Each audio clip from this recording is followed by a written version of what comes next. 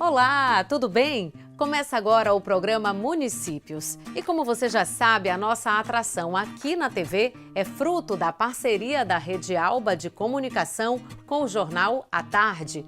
O nosso programa faz um link com o caderno impresso Municípios, que traz mensalmente um tema central de interesse público, com reportagens sobre os desdobramentos do assunto em Salvador e outras cidades da Bahia. Seja bem-vindo, seja bem-vinda. O nosso tema hoje é a retomada das atividades no pós-pandemia. Movimento impulsionado pela vacinação contra a Covid-19.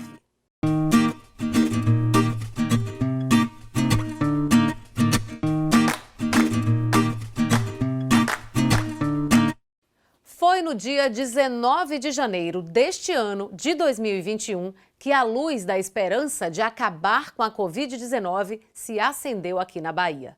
Nessa data, registramos o início da vacinação contra o vírus, que matou mais de 27 mil pessoas no estado e contaminou quase 1.300.000 indivíduos em toda a Bahia.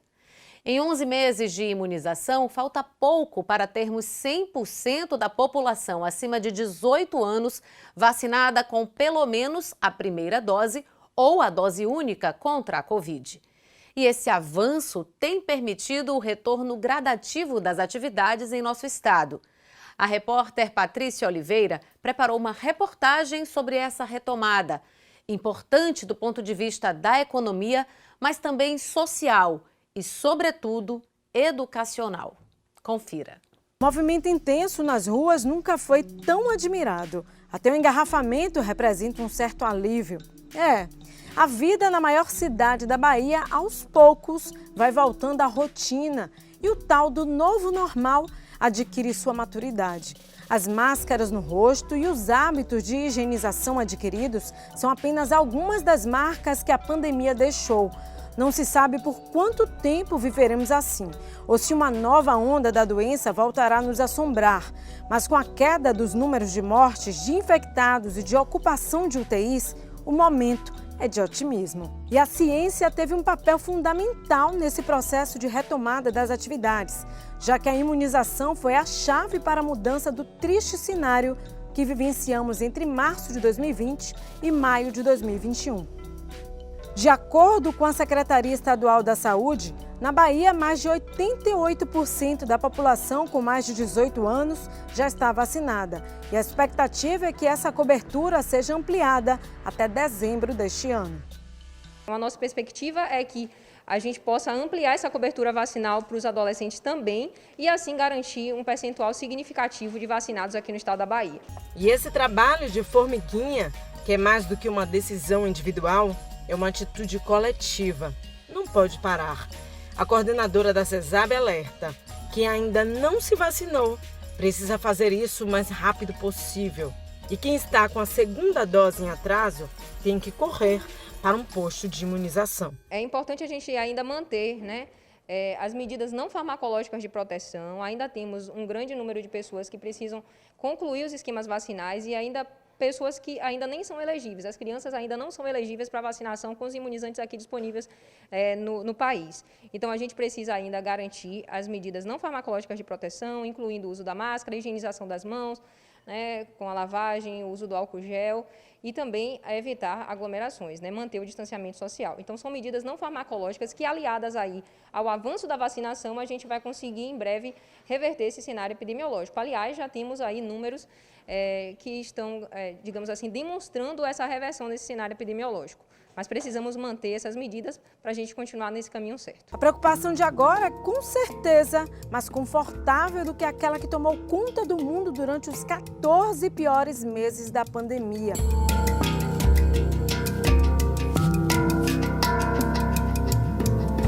Aqui na Bahia, as medidas impactaram logo um dos setores que mais sustenta a nossa economia, o de eventos.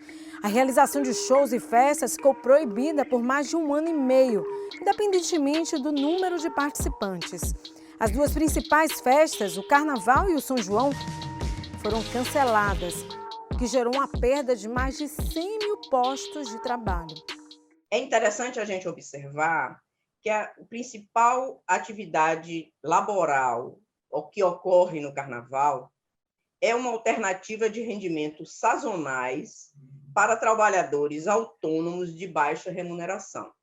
Então, gera muito emprego do ponto de vista de quantidade, mas, em geral, esses rendimentos são atividades sazonais, né, que ocorrem somente durante o período do Carnaval, e de trabalhadores autônomos sem vínculos trabalhistas formais, né, trabalhador informal, e a remuneração é baixa.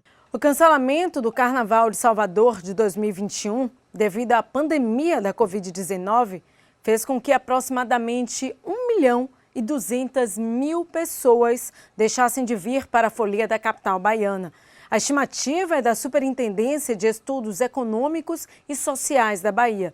Segundo a SEI, um valor em torno de 1.7 bilhões de reais vindo dos gastos desses foliões deixou de circular na cidade. Em 2020, o último ano em que ocorreu o Carnaval em Salvador, estima-se que cerca de 1,2 milhão de foliões estiveram nos circuitos e gastaram, em média, 1,7 bilhão de reais. Para cumprir o papel esses dois pés do tripé, né, do poder público, o municipal e o estadual, foi disponibilizado 133 milhões de reais. O governo estadual disponibilizou 73 milhões de reais, distribuído entre os municípios que realizam a festa. Salvador absorveu a maior parte desse recurso, né? E esses recursos eles são destinados a cultura, turismo, saúde, segurança pública, transporte, direitos humanos e etc. A Prefeitura Municipal movimentou em torno de 60 milhões, né? Valor principalmente destinado à adequação de infraestrutura urbana e contratação de atrações, né, de artistas para a organização e demanda da festa.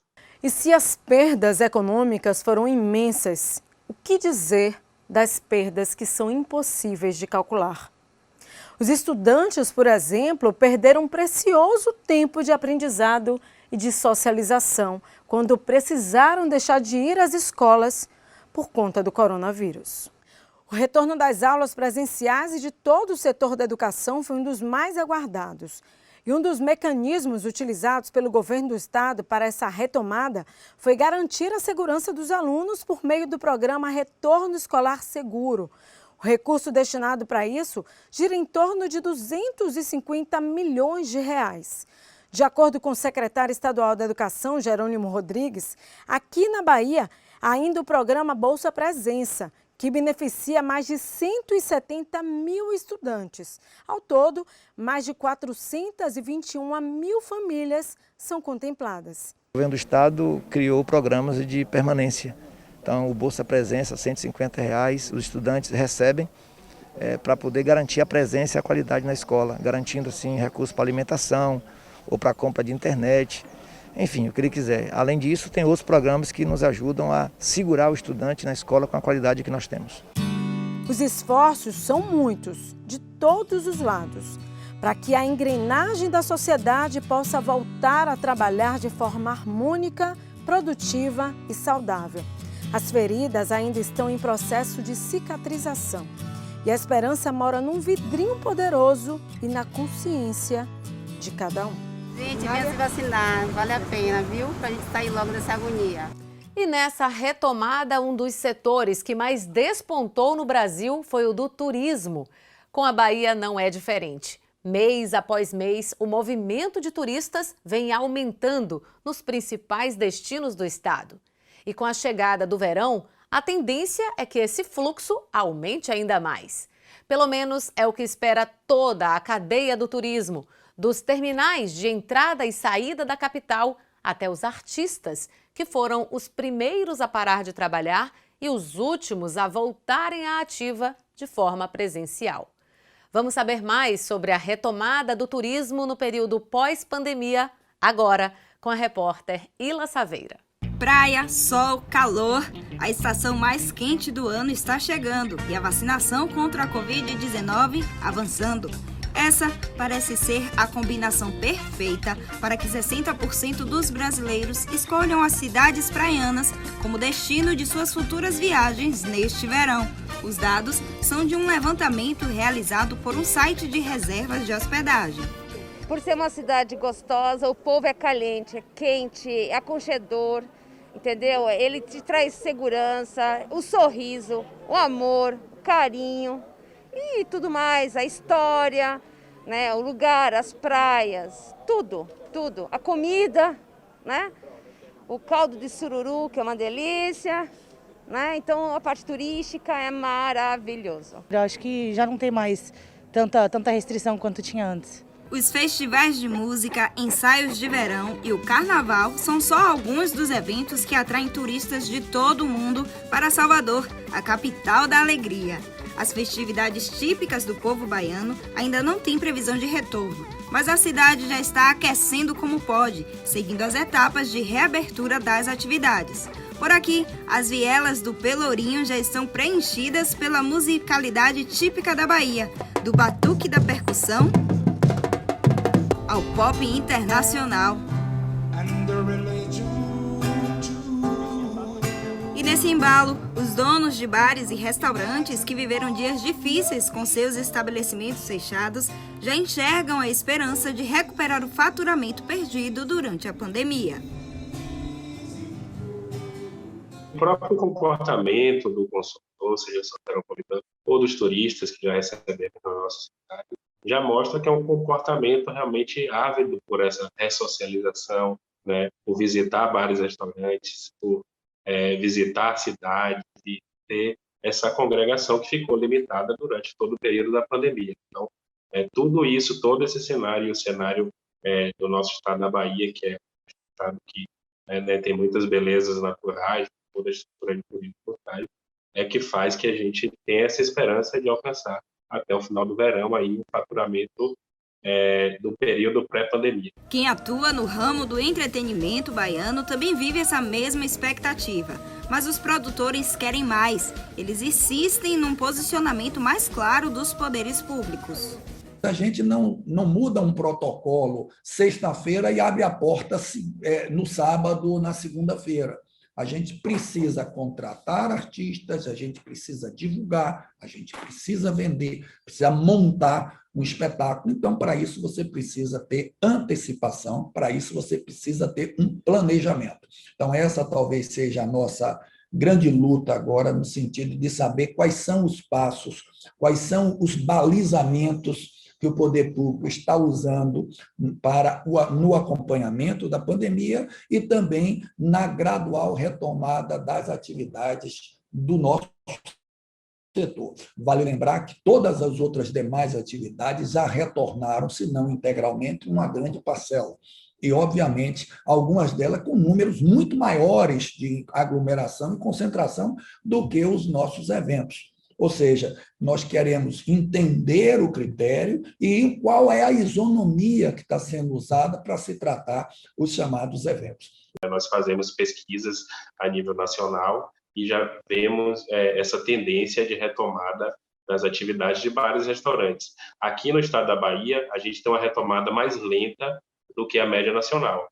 Ainda assim, ela existe. Então, é por isso que a gente está numa expectativa jogando um pouco mais adiante dessa recuperação para manter o patamar pré-pandemia, isso acontecendo lá para o final do verão. Mas as empresas já estão mostrando interesse em recontratar mão de obra para recompor seus quadros, né? Então, a gente fica aí nessa expectativa que até o final do verão, tanto as empresas se recuperem, quanto esse quadro de profissionais que dependem do nosso segmento para poder ter o sustento ali no seu dia a dia. Apesar de lento, o retorno ao normal é um cenário que agrada ao setor turístico e ao setor de eventos aqui no estado.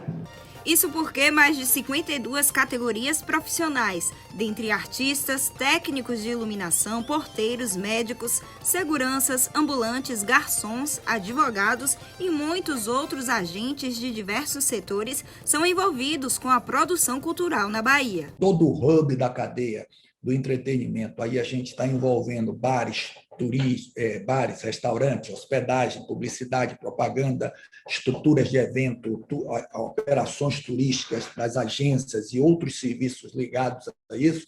A gente chega a um número de quase 6 milhões de empregos, quase 3,3 milhões de empregos diretos, e só de mês mais 2 milhões e aproximadamente de mês.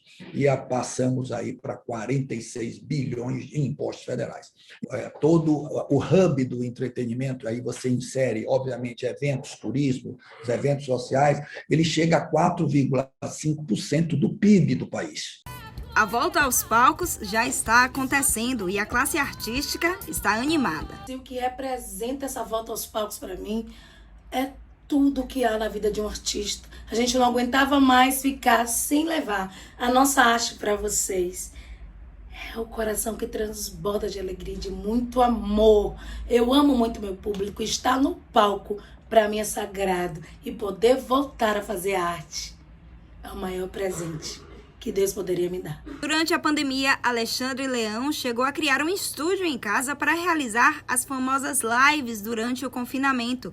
Com as apresentações transmitidas semanalmente por redes sociais e as contribuições voluntárias do público, o cantor e compositor conseguiu se manter e garantir o sustento dos músicos de sua banda.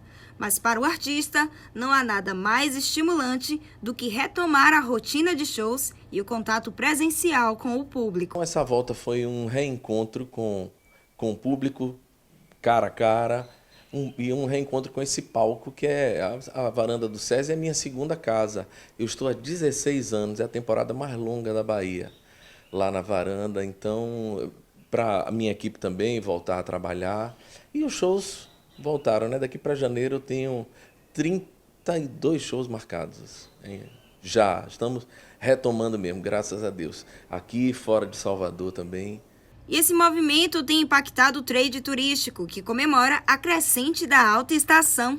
Entre agosto e setembro de 2020, foram apenas 500 mil embarques e desembarques nos aeroportos baianos. Este ano, no mesmo período, o número quase triplicou, saltando para 1.300.000 passagens pagas. A gente pensa que a gente vai ter uma melhora assim muito mais do que a gente entendia antes da pandemia. Tá todo mundo fervoroso para viajar, querendo sair de casa, querendo aproveitar tudo que não puderam aproveitar esse período que ficaram dentro de casa. Então a gente está com uma expectativa assim muito positiva, assim, sei lá, de chegar a uns 150%, quem sabe, assim a gente espera, né? E chegando a temporada de navio, a gente também vai fazer todo o receptivo de navios. Então, a expectativa é bem positiva. Com o vai e vem no aeroporto Luiz Eduardo Magalhães, nem parece que as passagens aéreas estão com os preços nas alturas. Em 12 meses, os bilhetes tiveram um aumento de quase 57% de acordo com o IBGE. Mas nada que frustre os planos desses viajantes, que ficaram quase 2 anos isolados dentro de casa. Comprou mais ou menos em torno de junho. Aí já estava um pouco mais alto do que a época que a gente tinha comprado. Mas acredito que valeu a pena. Pelo tempo que a gente está guardado dentro de casa e pelo tempo que a gente esperou, o tempo que a gente se cuidou aqui, as pessoas também que a gente perdeu nesse meio tempo. Então, com todos os cuidados, eu acho que agora está valendo a pena, está tudo tranquilo. Expectativa de conhecer outros lugares, outras comidas, outros jeitos de viver também e outras culturas. E vai ser tudo ótimo. Está tendo ótimo até aqui, vai continuar sendo. Foi tudo em cima da hora, mas achei um preço bom. Por ser em cima da hora, comprar uma semana antes, achei um preço legal. Hoje eu vou aproveitar para conhecer os pontos turísticos e tudo mais, comer um acarajé, né? Aqui, a euforia é mesmo contagiante. Mas vale lembrar que todo cuidado para evitar a contaminação pelo coronavírus ainda precisa ser tomado. O líder do governo da Alba, deputado Rosenberg Pinto, sustenta a posição do governador Rui Costa quando diz que é preciso cautela e paciência para aguardar a diminuição de casos ativos da Covid no estado. O governador vem testando há algum tempo com ampliação de número de pessoas em eventos públicos.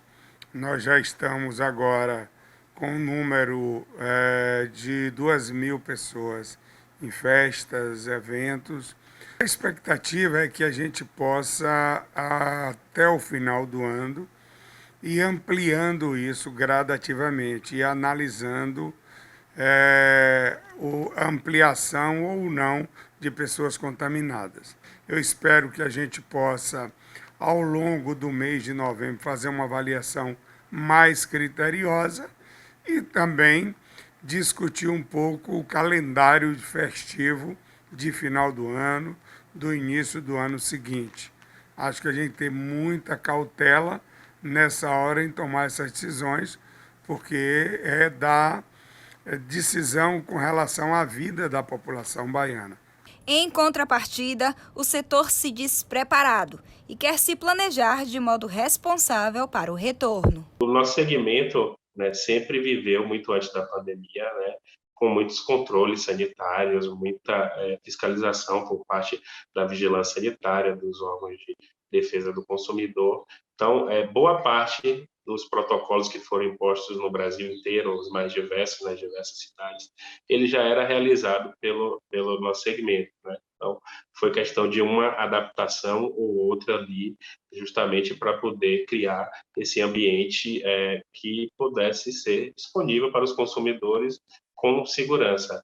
Então, agora nessa retomada, onde há flexibilização de alguns desses protocolos, né, o consumidor pode ter essa certeza e essa segurança que todos aqueles outros protocolos que temos de segurança alimentar, eles vão continuar sendo seguidos, independente dessa flexibilização ou não. Me sinto mais tranquilo, completamente seguro ainda não, mas me sinto mais tranquilo do que no início da pandemia. Buscando esse equilíbrio entre vontades e responsabilidades, os baianos seguem desejando um verão alegre e sem contratempos. Que venha o sol com toda a sua força e que sejamos contagiados apenas pela energia, o maior cartão postal da Bahia. Venha pra Bahia, minha filha, venha, venha meu rei, minha rainha, venha pra cá, a terra de todos os santos, ó, minha Bahia. No próximo bloco, vamos falar sobre o agronegócio, um setor que, mesmo diante de todo o cenário assustador da pandemia, conseguiu crescer. Você sabia que a produção de leite aqui no estado conseguiu injetar quase R$1 bilhão em nossa economia só em 2020? Não saia daí. O programa Municípios volta já.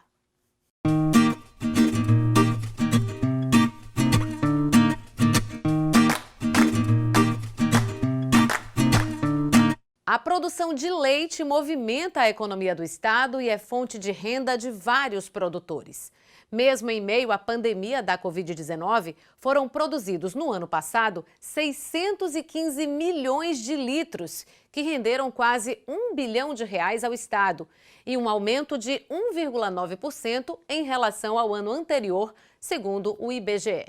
E com a retomada total da economia, a estimativa dos produtores é de um crescimento ainda maior este ano. Confira os detalhes na matéria do repórter Gabriel Pires, da nossa parceira TV UESB. Há 22 anos, Neviton trabalha com a pecuária leiteira nesta propriedade de 180 hectares, zona rural de Vitória da Conquista. Ele cria cerca de 300 vacas, das quais 104 estão em lactação. Para o manejo, 9 funcionários trabalham na fazenda, que atualmente produz 1.800 litros de leite em 2 ordenhas diárias. O negócio está em crescimento após as dificuldades do ano de 2020, em que a propriedade foi obrigada a reduzir 30% da sua produção. A empresa nos ligou dizendo que precisava que diminuíssemos em torno de 30%, a produção. E aí foi meio duro, porque eles também estavam em dificuldade de colocar o produto, e para a gente diminuir 30%, nosso lucro nunca é 30%, é menos. E o cenário só não foi pior porque a fazenda utiliza a palma forrageira como alimento complementar à pastagem. No sertão você tem que se virar. Então, quando surgiu a palma para nós, realmente foi um grande negócio. Deu para a gente sobreviver. Com a seca foi muito grande, agora não, tá uma beleza chovendo. A pecuária leiteira é considerada um dos setores mais importantes do agronegócio baiano. O estado tem o terceiro rebanho de pecuária de leite do país, o que coloca a Bahia como a maior produtora de leite da região Nordeste, de acordo com a Secretaria de Agricultura. A boa notícia é que o setor vem apresentando crescimento. Uma pesquisa do IBGE destacou que o estado alcançou no primeiro trimestre do ano a maior produção da série histórica iniciada em 1997. Os dados do IBGE mostram que no primeiro trimestre de 2021, a produção de leite na Bahia foi de 160 milhões de litros, um aumento de 15% em relação ao mesmo período do ano passado. E aqui na região sudoeste, o cenário não é diferente. De acordo com o Censo Agro 2017, o sudoeste baiano tem 3 municípios entre os 10 de maior produção leiteira da Bahia. Itarantim ocupa a primeira posição, Macarani a quinta e Vitória da Conquista a 8ª. A cultura de produzir leite é uma cultura tradicional do nosso município, né, e antiga. Então a gente sempre teve pessoas produzindo leite, e do leite produzindo requeijão, produzindo queijo, produzindo a manteiga. E isso vem de tradição espalhada não apenas em Vitória da Conquista, mas em todos os municípios da região sudoeste, principalmente os que estão mais a leste da região. Todos eles têm essa cultura da produção de leite como uma forma de gerar renda e gerar trabalho no campo. O censo ainda aponta que a região sudoeste tem 5 cidades entre os 10 municípios com maiores rebanhos bovinos de leite da Bahia. Apesar disso, os produtores da região podem otimizar a produção de leite, que é de 3,5 litros por animal. Segundo este consultor do Senar, o aumento da produtividade pode alavancar a pecuária leiteira movida por pequenos agricultores. A atividade leiteira é tocada por grande parte aqui na nossa região por pequenos e médios produtores. Então, é uma atividade que é uma remuneração paga quinzenalmente ou mensalmente. Então, é um giro mais rápido de renda na propriedade. Então, grande parte dessas propriedades trabalham na forma de uma agricultura familiar, ou seja, com as próprias pessoas da família. Fundamental exatamente que muitos produtores já estão com produção razoável a boa, mas o gargalo às vezes é no escoamento final de sua produção. Então o SEBRAE e o Senar entram com esse elo aí para exatamente tentar formalizar, agregar valor ao produto e tornar mais forte esta cadeia produtiva vindo de um pequeno produtor rural. A gente precisa investir mais num gado de qualidade, melhorar a genética dos nossos rebanhos, fazer um trabalho sério de melhorar a genética e também um manejo adequado, porque não existe vaca que produz leite sem uma boa alimentação. Então é preciso o produtor ter cuidado com pastos de qualidade, alimentação complementar de qualidade. Então eles têm essa preocupação de dar um manejo adequado para produzir eficiente com suas propriedades rurais. E mesmo com as dificuldades que o campo impõe, como a seca e os preços altos dos insumos, quem trabalha com a pecuária leiteira nem pensa em deixá-la de lado. Prazeroso. E para nós aqui, que sertanejo, né, nordestino, o prazer maior é ver chuva, né, como agora. Chove e você esquece tudo. É só alegria. E mexer com gado é muito gostoso. A vaca de leite, então, o dengo da vaca de leite é prazerosa. E a vaca é boba, né? Ela você deu comida, deu trato, deu sombra, deu um carinhozinho, ela produz demais. Vaca é boa para dar leite.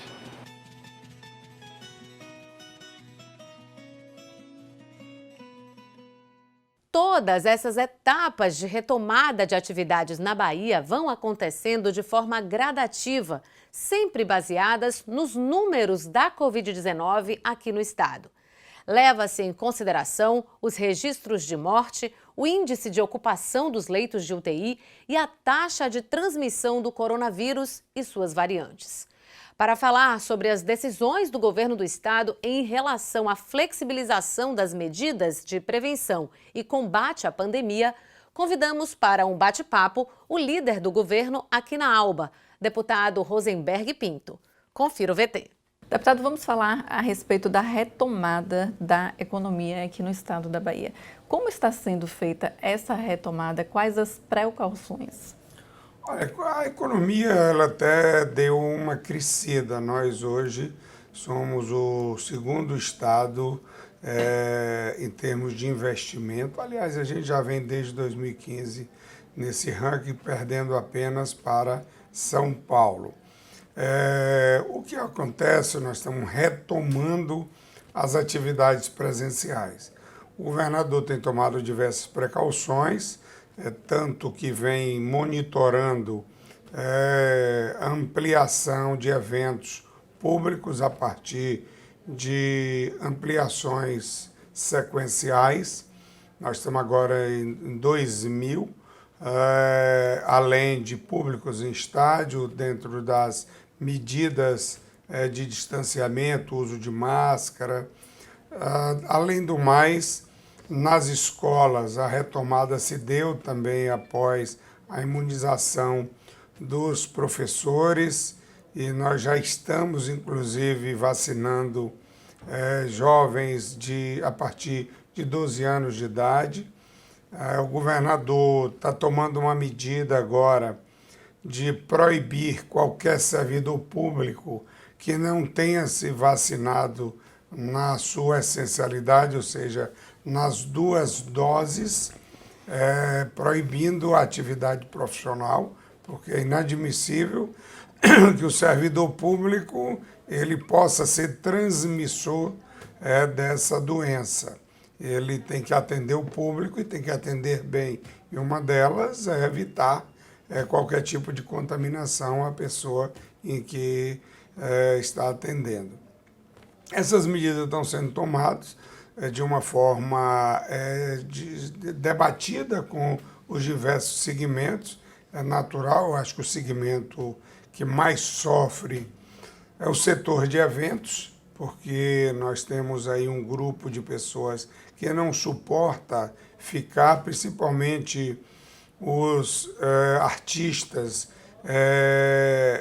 considerado de um público, certo, mais seleto, ou seja, aqueles artistas que têm um público grandioso, esse público ele tem uma capacidade de sustentação maior, mesmo assim já vem tendo influências do ponto de vista da ausência de eventos, mas a preocupação, na minha opinião, é mais com os artistas que têm um público mais seleto e isso realmente atrapalha bastante. Deputado, nós estamos há pouco tempo do Carnaval, né? Alguns meses do Carnaval.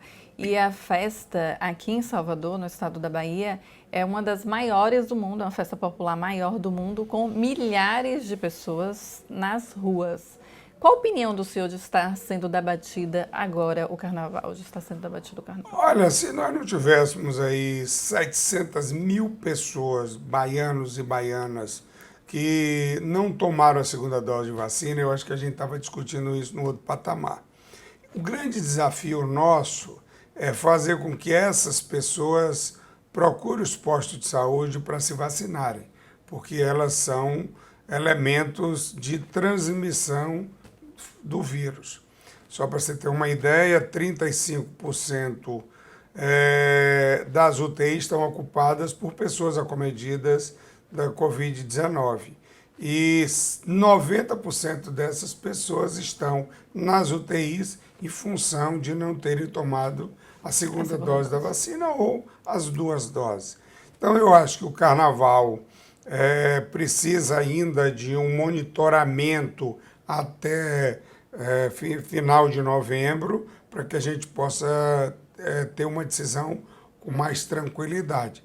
Independentemente de qualquer coisa, eu acho que o Carnaval desse ano, do próximo ano, se vier a acontecer, espero que venha, aconteça de uma forma diferenciada. Eu quero me dirigir a vocês.